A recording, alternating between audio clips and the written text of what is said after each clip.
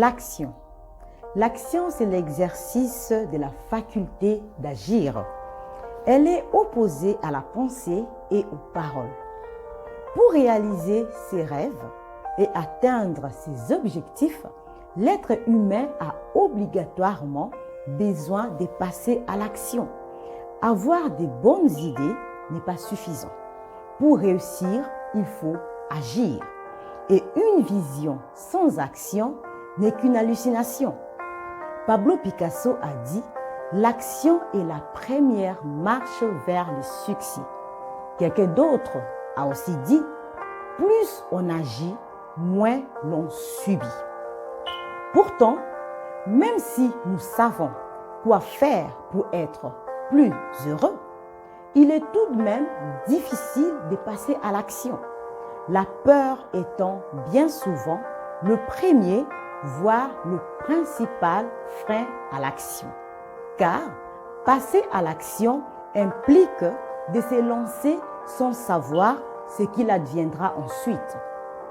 La loi du moindre effort et la léthargie nous empêchent donc de poser des actions. Or, les bonheurs demandent des efforts. Il n'y a pas de raccourcis ni de comprimés.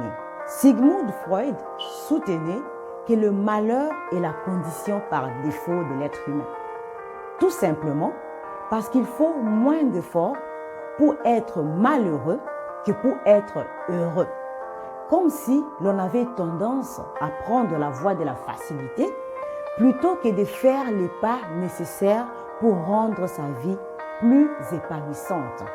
En plus, notre société est fertile en moyens pour distraire de l'essentiel et pour rendre les malheurs supportables. Il est facile en effet de s'étourdir et même de s'engourdir dans une zone neutre où l'on n'est ni heureux ni malheureux que de passer à l'action. Parfois, ce qui nous empêche de poser des actions, c'est la procrastination, c'est-à-dire remettre toujours à demain ce que l'on peut faire aujourd'hui. On pense qu'on a le temps. Or, pour passer à l'action afin de changer sa condition, il faut que le changement soit perçu comme une urgence et que le statu quo soit assez inconfortable et douloureux que l'on puisse plus avoir le goût d'y rester. Une autre raison qui nous empêche de passer à l'action, c'est la fuite des responsabilités. On a tendance à tout rejeter aux autres. On se réfugie souvent derrière des excuses pour ne pas passer à l'action. Je ne peux pas faire ça à cause de mon patron, à cause de mes parents, à cause de mon conjoint, à cause de la température, à cause du gouvernement. On pourrait nommer sans problème des dizaines et des dizaines de raisons, extérieures bien sûr, toutes plus valables les unes que les autres, qui font que nous éprouvons de la difficulté à nous mettre en action. Mais la bonne nouvelle est que Dieu a une solution à chacune de ces raisons, car il encourage toujours l'homme à passer à l'action. Il dit en Josué 1, à partir du 2e verset, « Moïse, mon serviteur, est mort. Maintenant, lève-toi, passe le Jourdain, toi et ce peuple, pour entrer dans le pays que j'ai donné aux enfants d'Israël. Tout lieu que foulera la plante de votre pied, je vous le donne comme je l'ai dit à Moïse. » Et dans le 6e verset, il dit, « Fortifie-toi et prends courage, car c'est toi qui mettras ce peuple en possession du pays que j'ai juré à leur père de leur donner. » Et dans le verset 9, il ajoute, « Ne t'ai-je pas donné cet ordre? Fortifie-toi et prends courage, ne t'effraie point et ne t'épouvante point, car l'Éternel ton Dieu est avec toi dans tout ce que tu entreprendras. » Waouh! Quelle bonne nouvelle! L'Éternel vient voir Josué. Après 40 ans, il dit à Josué, c'est toi qui vas faire entrer ces peuples dans sa terre promise. C'est vrai que Moïse était un leader charismatique, mais il est mort. L'heure n'est plus aux pleurs, l'heure n'est plus au questionnement ni aux lamentations. Lève-toi et passe à l'action. Ça fait 40 années que vous marchez sur place dans ce désert, que vous tournez en rond. Mais je ne vous ai pas sorti d'Égypte afin que vous puissiez marcher sur place. Il est temps que vous puissiez vous lever et que vous alliez posséder ce qui est à vous. Bien-aimés dans le Seigneur, dans la vie, il arrive un moment où nous devons passer à l'action pour entrer pleinement en possession des promesses que Dieu nous a faites. Ce n'est pas parce que Dieu t'a promis quelque chose que cette chose viendra tout bonnement ou facilement vers toi. Tu dois t'élever et poser des actions concrètes en direction du changement que tu veux voir. Dans la Bible, les chiffres 10 signifient la somme, c'est-à-dire 5 plus 5.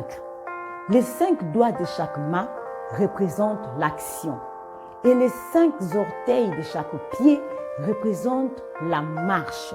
Alors, je viens déclarer en ces 10e mois que tu te lèves et que tu marches pour fouler des territoires, c'est-à-dire des projets, des études, des commerces, et que tous ces territoires te sont donnés en possession au nom de Jésus.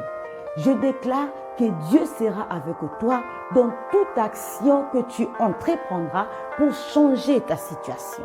En ce mois d'octobre, la peur de l'inconnu ne sera pas ton partage. Tu te fortifies et tu prends courage, car le maître de temps et des circonstances est avec toi et il maîtrise toute situation. Dieu dit à Josué, maintenant lève-toi, car il est un Dieu de maintenant et d'aujourd'hui. Ton maintenant commence alors que tu m'entends. Parce que 10 signifie la totalité, la plénitude. Je déclare que ce 10e mois est un mois où Dieu te revêt pleinement et totalement de l'onction nécessaire pour accomplir les actions ou les bonnes œuvres qu'il a préparées pour toi en avance. En ce mois, finis les statu quo, finis les pleurs dans ta vie, car Dieu te donne pleinement ce qui te revient. Tu ne marcheras plus sur place, tu ne tourneras plus en rond. C'est moi, tu sors du syndrome de la victime, incapable de réagir, paralysé, aliéné, fuyant ses responsabilités ou attendant passivement que les choses arrivent de l'extérieur. Non, c'est moi, tu t'élèves parce que c'est toi les Josué de ta famille. Dieu dit à Josué, c'est toi qui vas faire entrer ces peuples dans la terre que j'ai promis de leur donner. C'est toi qui feras entrer ton église, ton pays, ta nation dans la promesse. Bien-aimé, n'attends pas l'aide de l'extérieur. C'est moi, tu arrêtes de pleurer ton Moïse, c'est-à-dire ton mariage, tes enfants, ta vie. Tu t'élèves enfin de ton apitoiement, de tes pleurs. Finis le pleur dans ta vie. Finis les regrets dans ta vie. Finis les questionnements dans ta vie.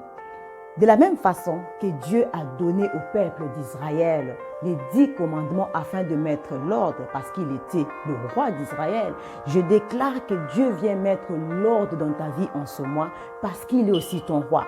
Bien que le chiffre 10 signifie aussi les difficultés, comme par exemple les 10 plaies en Égypte, mais je déclare que toute difficulté, ce mois, sera engloutie par la toute-puissance de Dieu. Et parce que le chiffre 10 désigne également l'ensemble, la globalité, l'intégralité, l'entièreté, le maximum, je déclare que octobre concrétise l'ensemble, l'intégralité et l'entièreté des promesses divines dans ta vie. Tu reçois en ce 10e mois la somme intégrale et entière de tout ce qui te revient. Non, la moitié ne sera pas ton partage en ces mois. L'inachèvement ne sera pas non plus ton partage. Tu manifestes le maximum du potentiel et des capacités enfouies en toi. N'oublie pas ceci. Si l'on connaît l'arbre par ses fruits, on connaît l'homme par ses actions. Alors, lève-toi et pose des actions concrètes dans la direction du changement que tu veux voir. Que Dieu te bénisse, et bon mois d'octobre à toi.